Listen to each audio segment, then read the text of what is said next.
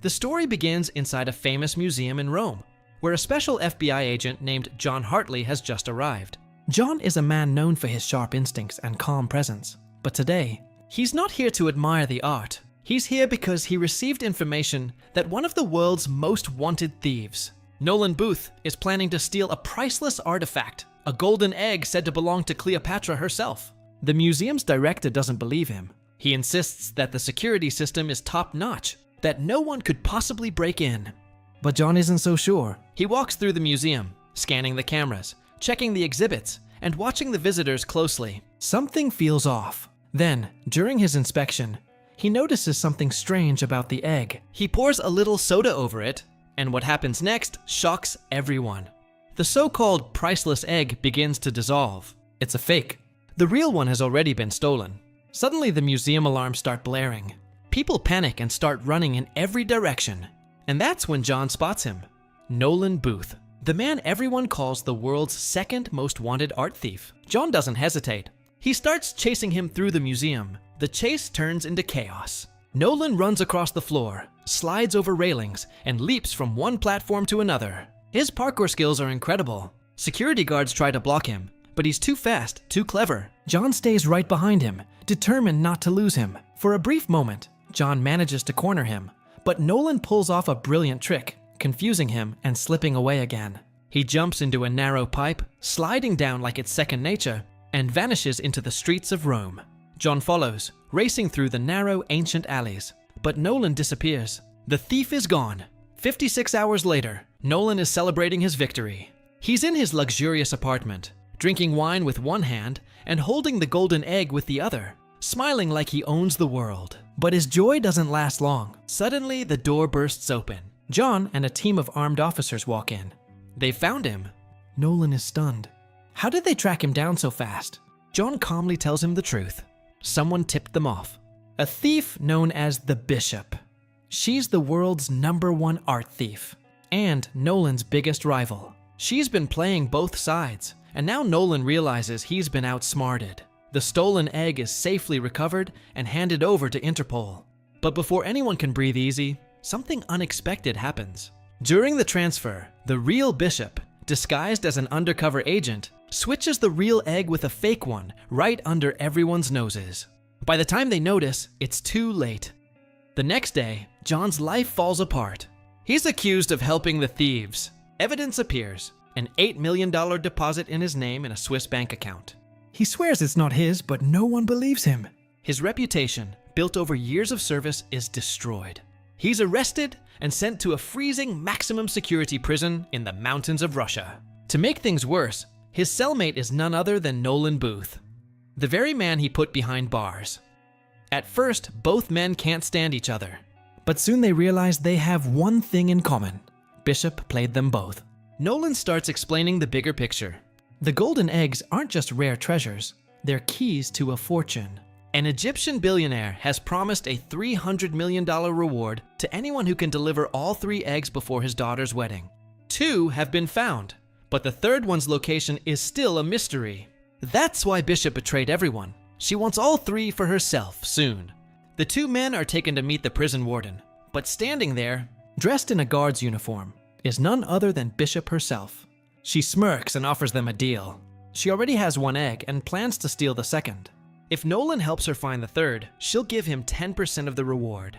Nolan laughs in her face and refuses. Bishop shrugs, unfazed, and walks away, saying only one thing: "I'll always be 2 steps ahead of you." John is furious at Nolan for rejecting her offer. "You just threw away our only chance to get out of here," he yells. But soon, both realize that if they want freedom, they'll have to work together. John wants to clear his name and catch Bishop. Nolan wants revenge, and maybe that $300 million prize. So they team up and start planning an escape. Their plan begins in the prison dining hall. Nolan suddenly stands up and shouts that John is an undercover FBI agent. The other prisoners turn their heads, and one massive inmate charges at John, starting a violent fight. The entire cafeteria erupts into chaos. Guards rush in to break it up, dragging both men out.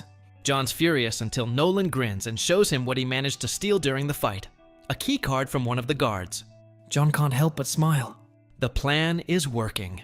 Later, as they prepare the next step, Nolan tells John about his father, a policeman who never showed him love or pride. "I just wanted his attention," Nolan says. And what gets a cop's attention more than a thief? That moment builds a strange bond between them. They're complete opposites, yet somehow they understand each other.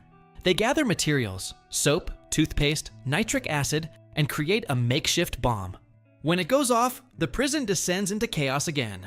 Guards scramble, alarms wail, and the two men rush to a loose stone in the wall that leads to an escape tunnel. They climb the icy walls under a storm of bullets.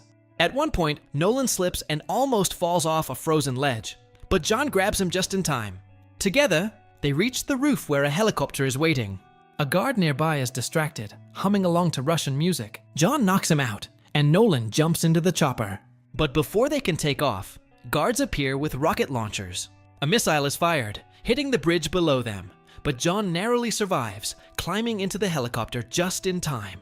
Nolan fires back using the chopper's minigun, clearing a path, and they soar into the night sky. Free at last. Far away, Bishop watches everything unfold through surveillance footage. She sends a message to Interpol, letting them know that John and Nolan have escaped. Smirking as she plans her next move. Meanwhile, the two fugitives meet Nolan's old friend, Tambwe, who provides them with a private plane. Nolan's sources have located the second egg. It's in Spain, inside the heavily guarded mansion of a notorious arms dealer. The mansion is like a fortress, protected by dozens of guards and nearly 100 security cameras. The egg is kept in a titanium vault half a meter thick. But Nolan has a plan. They'll use a deepfake video and a few clever tricks to fool the system. At night, the arms dealer hosts a grand party in his mansion. Wealthy guests fill the rooms, music plays, and John blends in, dressed like a rich guest, while Nolan pretends to be a waiter. Then John spots Bishop again, elegant, confident, smiling at him across the room, before walking away. The arms dealer steps on stage to make a speech, giving John the distraction he needs to steal his phone. Neither of them realizes that Interpol agent Urvashi Das is also at the party, quietly observing everything. Nolan accidentally spills wine on John's clothes, creating a reason to leave for the bathroom. Inside, they hack the dealer's phone, stealing his password. With only 45 seconds between guard rotations, they rush through the corridors, reach the vault, and use the deepfake trick to open it. Inside lies a collection of priceless artifacts, and the shining second golden egg. Just as they grab it, the alarm blares. Security guards swarm the area. Agent Doss appears, pointing her gun at them. John reacts quickly, slamming the vault door shut to buy time. But then another voice speaks from the shadows. It's Bishop. She's already inside the vault. Now the three of them are face to face in a tight space. A brutal fight breaks out, John and Nolan against Bishop.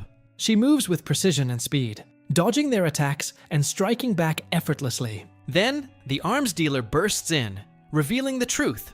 He's been working with Bishop all along. John and Nolan are stunned. They're overpowered and captured. When they wake up, they're tied to chairs in the basement. The dealer demands to know the location of the third egg. Nolan lies, claiming it's hidden somewhere in Egypt.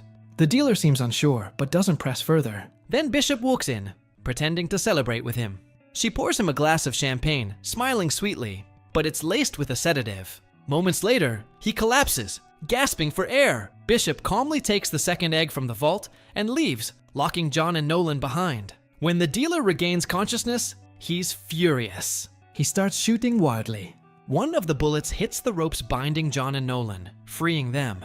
They rush out, only to find themselves in the middle of a bullfighting ring, surrounded by cheering crowds. A huge bull charges at them, its horns gleaming under the sun. Nolan panics, waving his arms like a matador, while John barely dodges the beast. The crowd cheers, thinking it's part of the show. Somehow, they both survive and escape through the narrow streets. That night, exhausted and bruised, they rest in an empty alley. John finally opens up about his past. His father was a thief, a man he once loved, and then came to hate when he abandoned him. That betrayal drove John to become an FBI agent, to fight the kind of people his father represented. Nolan listens quietly, understanding more than he expected. Then he reveals his own secret. He knows where the third egg is. After World War II, a German officer fled to Argentina carrying a suitcase full of treasure and a special watch. The watch contains a hidden code leading to Cleopatra's third egg. Years later, Nolan's father, a treasure hunter, found the watch and traced its clues to a secret Nazi bunker deep in the jungles of Argentina. Nolan has spent years piecing together the rest of the puzzle. Now, with everything finally clear, he and John set off through the dense, dangerous jungle. After a long journey through mud and traps, they reach the bunker. As they step inside, the lights flicker on, revealing a lost treasure from another era. Old Nazi gold, weapons, and at the center, the third golden egg, glowing under the dim light. Their eyes widen in awe, but before they can touch it, Bishop walks in. She's been following them the entire time. Moments later, Agent Dace and her SWAT team arrive, turning the quiet bunker into a war zone. Bullets fly, metal echoes, and chaos erupts. In the middle of the firefight, John, Nolan, and Bishop jump into an old military truck and speed away. But the road ends abruptly at a massive waterfall. The truck plunges off the edge and crashes into the river below. They all survive the fall, and Nolan emerges from the water clutching the egg. When he realizes John is missing, he dives back in to save him. But then comes the twist. John is fine. And the truth comes out. John Hartley was never really an FBI agent. He's been working with Bishop all along. The two of them aren't enemies. They're partners in love and in crime. Everything from the very beginning was part of their plan. They used Nolan to find the third egg. The betrayal stings. Nolan is tied to a tree, forced to watch as John and Bishop disappear into the jungle with all 3 eggs. Later, at a grand Egyptian wedding, the billionaire proudly presents Cleopatra's 3 golden eggs to the world. The guests applaud, but suddenly, Interpol agents storm in, led by Agent Das. They seize the eggs, arrest the billionaire, and even detain the bride. The music stops, replaced by screams and chaos. In a hidden corner, John and Bishop watch it all unfold, quietly smiling. They got what they wanted. Their $300 million. Without a word, they walk away. 6 months later, John and Bishop are living their best life aboard a luxury yacht in Italy, sipping wine and enjoying the sunset. But peace doesn't last. Suddenly, Nolan steps aboard, smiling confidently. He's tracked them down. He reveals that he's hacked their accounts and sent all their banking details to Interpol. Every cent of their stolen fortune is frozen. The tables have turned. Looks like I conned the con artists, Nolan jokes. But he doesn't stop there. He has a new plan for an even bigger heist, and he needs their help. John refuses at first, but Bishop knows they're broke. They share a glance. Maybe one last job wouldn't hurt. The 3 thieves stand together again, ready for the next adventure. And with this final twist, the movie comes to an end. If you liked this video, then I highly recommend these 2 videos on your screen.